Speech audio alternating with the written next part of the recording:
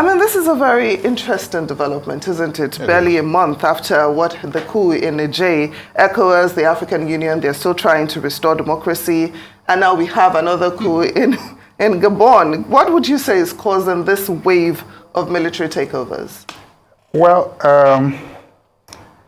the spate of civilian dictatorship.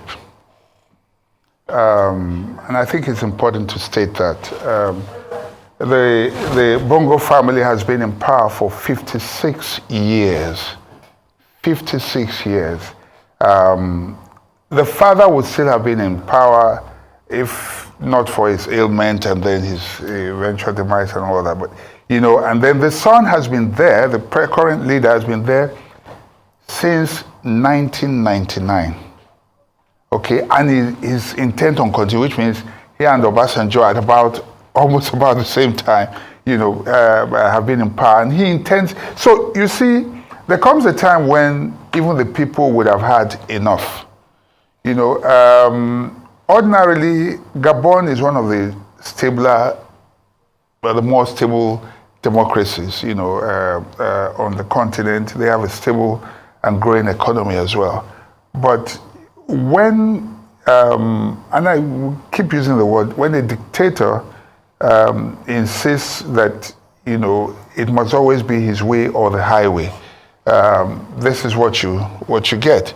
The last election just opened up, the election that was just concluded a couple of days ago was the last straw. First of all, foreign observers, which is why I find interesting the fact that he's making an appeal. Foreign observers were not allowed in. Foreign journalists were not allowed in. Internet was, you know, shut down. For what? You understand what I'm saying? Just so you can have your way over a people and against their will. And so, and it is things like this that provide, excuse my language again, the ingredients for cooking coups. You know what I mean? So, and he actually cooked, he had bought all the ingredients for a coup, and it was served to him. And that's what happens to civilian dictators and people who insist on having their way over the will of the people.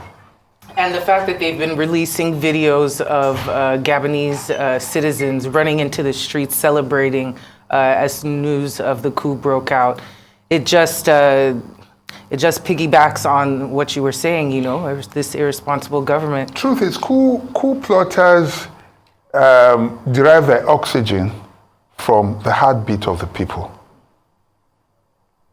Yeah. Did you hear what I said? It depends on the pulse of the people. You know, coup plotters would usually, and if you notice, when coups don't succeed, we have often said that if you look at the history of Gabon, this is like the third coup. It's been stable for over a period of time. The first one was in 1964, and in that coup, there was an immediate reinstatement because France had an interest. Mba at the time was their president, and then when the coup happened, the French just went in immediately and restored him. 2019, the just deposed president's father was in a vegetative state. He had stroke. He was not even in the country. I don't know if you saw videos at the time of the man moving like, and it was so embarrassing. The French were propping him up, keeping him. That coup did not succeed also because of the French. Excuse my, I mean, we keep coming back to this, but it looks like the one thing that we have common running through this time around is, you know, the imposition of the French over the will of the people, okay? And that's not democracy. Democracy derives from the people. Democracy does not derive from external forces. And so that's what you find. So this had to succeed, or this, I don't know, it's early days yet, but so far, you can see that the people are clearly very happy about it and they're behind him. And I can assure you that nobody, he's asking people to make noise. He has shut down the noisemakers. He has taken the internet from them. Those who should make noise for him, he has literally shut their mouths. So now there's no voice to speak for him.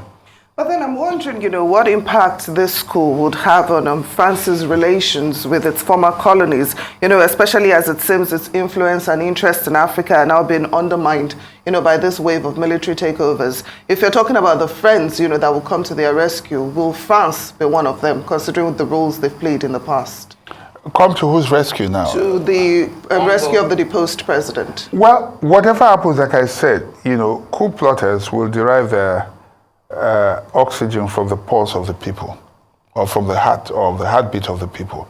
There is no way that, they would try, because that's what they've been doing over the past, but they're not, it's not popular right now.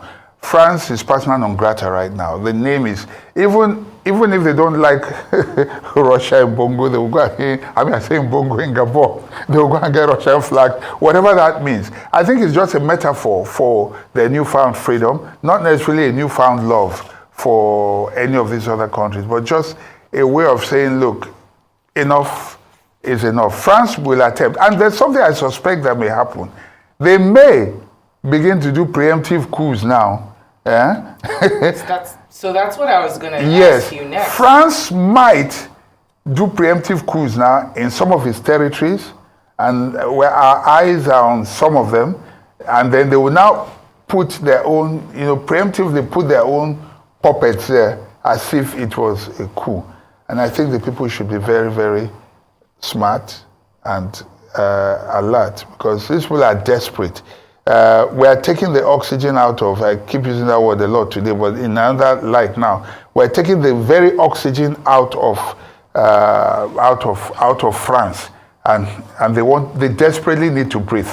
Africa has been their lifeline, and it's not going to be easy for them to let go. It's going to be a hard fight, a long drawn fight, but so far the people seem to be winning. And what should the leaders of West African nations be keeping at the back of their mind right now? Just like you said, there could be a preemptive situation where some of these former colonial powers decided they want to place someone that is easier to deal with. What should they be looking out for in order to avoid this contagion? Because in a very sad way, a lot of people around news, a lot of people everywhere are asking the question, where is next? Because it seems that it's not stopping. It's a contagious situation, and leadership is classically bad around these parts. What do you say? I'll draw from your last phrase, classically bad in these parts. There is no antidote against good governance. If the people are happy with you, the coup is very, very difficult to, it's going to be difficult to succeed in a coup situation. So simply, Bongo, like I said, he provided all the ingredients by his very actions and all that. Allow, if it's Western democracy you want, allow it to thrive. Do not impose your will on the people. Do not, bad governance, corruption, and imposition, either by the leaders themselves or by the West, over the will of the people, is a panacea for coups. So the best thing to do is, rule your people well, avoid corruption, and do not let the people draw your oxygen from the people, not from external forces. And that, for me, will ensure that a government remains popular and on the seat among its people. Okay, so how do you expect the African Union, to react to what just happened in Gabon, and also to strengthen democracy in Africa, considering the fact that what we seem to have now, like you said earlier, is a dictatorship and not really democracy as it should be practiced? Unfortunately, the teeth have been pulled out of the mouth of African Union. Unfortunately. By now, the African Union would have weighed in on some of the things that are happening.